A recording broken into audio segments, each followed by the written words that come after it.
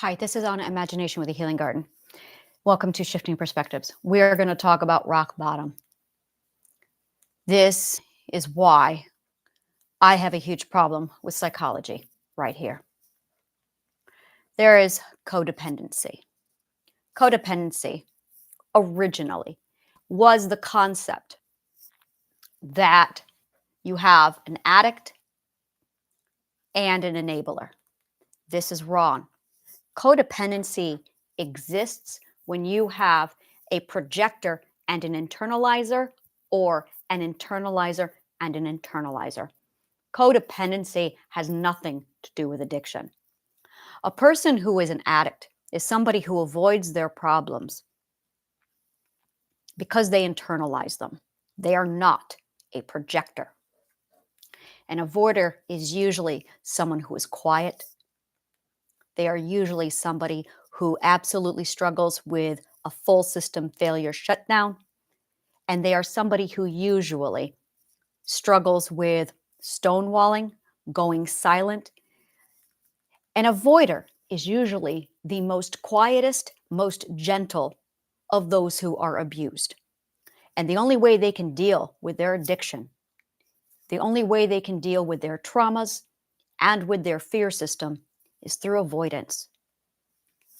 They lack the ability to self-comfort because they were never taught efficient self-comfort, self-care, self-prioritization. That is actually the word we should be using. Self-prioritization, not self-care, self-prioritization. Because they never learned this, they became people pleasers. But before that happened, they failed to self-prioritize. They didn't know how to. Most likely, their parents were enablers. They did the comforting for them and failed to teach them how to comfort on their own. As a result, they became avoiders. They sought out control. Now, control comes to you only through authority. Because they are so passive, because they are so gentle, because they are so internalization, because they internalize so much, they lack authority. These are people who really struggle claiming their own authority. As a result, the only way they can obtain control is through an addiction. So they seek out comfort incorrectly by creating control through a substance. These people usually 100% of the time avoid.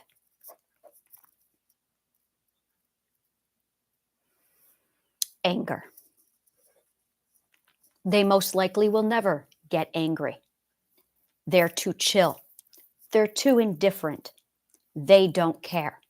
Because an avoider is a gentle person. In most cases, they are hypersensitive. We call them HSPs, hypersensitive person. They feel emotions insanely deeply. They are, in most cases, empaths. They cannot, in most cases, project. If they did, they would be abusers, but they're not. Instead, they turn to seek out control, not projecting on others like narcissists. Instead, they become addicts because they lack the ability to prioritize. They are overly concerned with people pleasing. They suffer from depression. They feel absolutely helpless and hopeless. In order to help somebody in this kind of a stance, what they need is love. They need support. They need absolute gentleness. They need safety. That is what they lack more than anything, is the ability to feel safe. Then they require the ability to build up self-comfort, self-value, self-priority. If this does not happen, they fall into a place of rock bottom. This is when they use the most. This is when they are most isolated. This is when they are most hopeless. And this is where they kill themselves.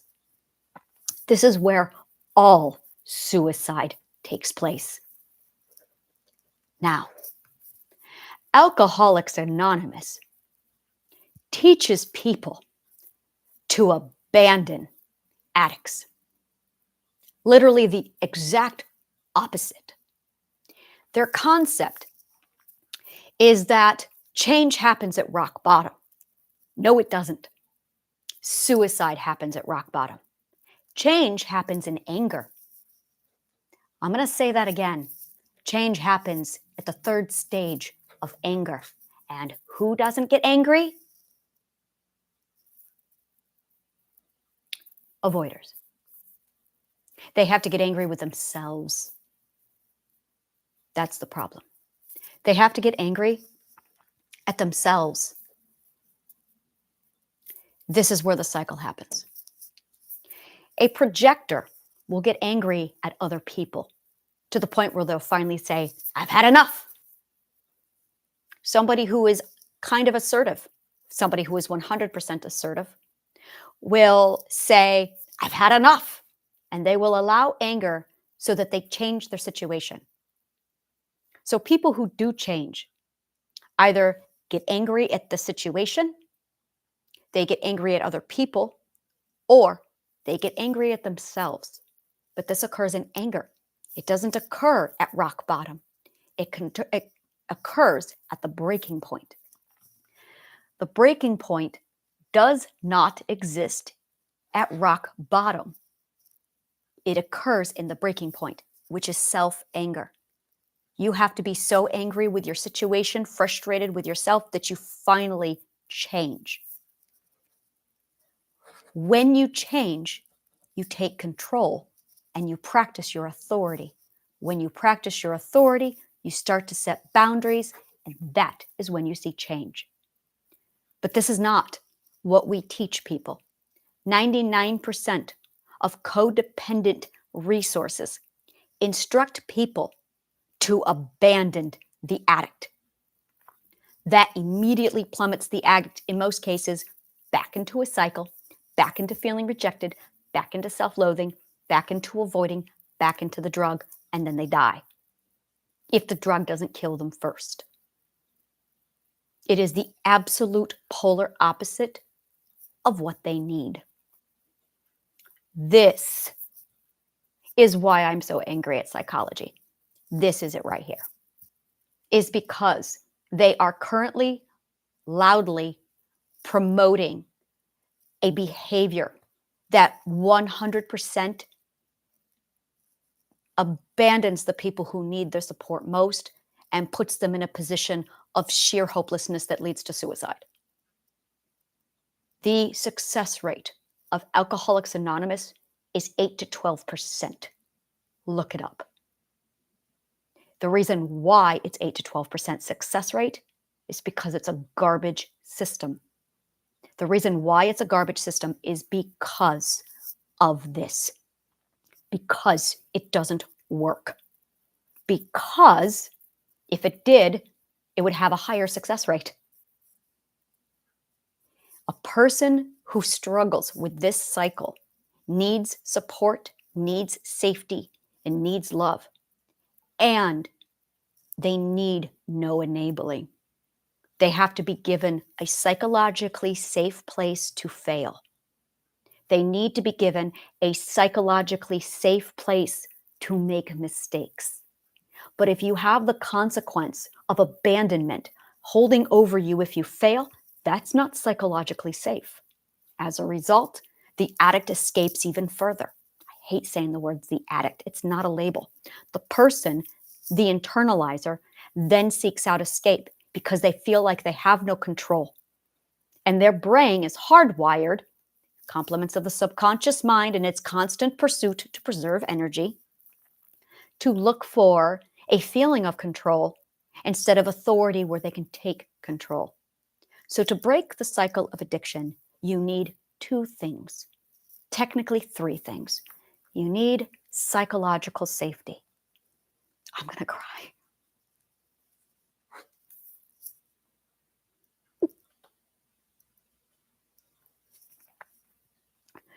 You need psychological safety. The second thing you need, authority. You need boundaries.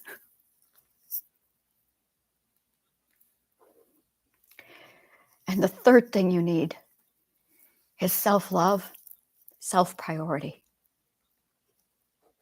self-comfort. You need the first ethic, the ability to manage yourself and your own emotions. That is what they need, the first ethic.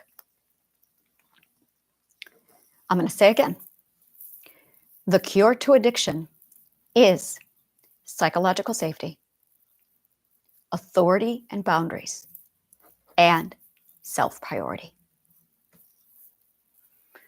You get those three things nurtured, and it all stops. In order to get that, you need to tap into anger. You need to tap into your breaking point, which is the third part of anger. If you have a problem with anger, if you are terrified of anger, that's what you need to address, is the toxic limiting belief of anger. Now, here's the thing. It's not really a toxic belief. It's not really a limiting belief. That's a misnomer. It's a lie from the subconscious mind. If you have a toxic belief, it is actually the fear system. The fear system has embedded a fear into your belief system to make it look like it's a belief, when in fact it's really a fear, which means you don't need to rationalize it. What you need to do is soothe it, which you can't do if you do not know how to manage your emotions. You need to empathize. You lack, ironically, self-empathy. That is the key. Self-validation, self-soothing, self-reassurance, but self-empathy is the key. That is the nugget. If you lack self-empathy, none of this is going to work. You must have self-empathy. Once you have this combination, the addiction stops. The addiction ends. This is literally the linchpin. If you know somebody who is struggling with addiction, do not abandon them if they are not abusing you. You need to adjust your expectations. You need to approach it very differently. If you truly do want to save the relationship you are in and take care of it, you need to adjust your expectations. One of the expectations is understanding where your loved one is. Second of all, it's understanding what they need from you. Third of all, you need to accept the fact that they might never reach their breaking point. You are not helping them by abandoning them. Psychologists have this one really messed up. You are actually causing them detrimental harm if you abandon them in an attempt to save them. Now, if you truly need to leave the relationship to preserve your own self, do it. Self-priority is mandatory. Absolutely. You are responsible for you. They are responsible for them. So if you don't have what it takes to support them, absolutely, you will be doing them a favor by walking away and taking care of yourself. But do not abandon them as punishment. Do not abandon them because a book told you to, because you think you're going to inspire them to change or improve. That is abuse and manipulation. Don't do it. If you love shit like this, like, subscribe, follow, comment below. Let me know what part of the show resonated with you.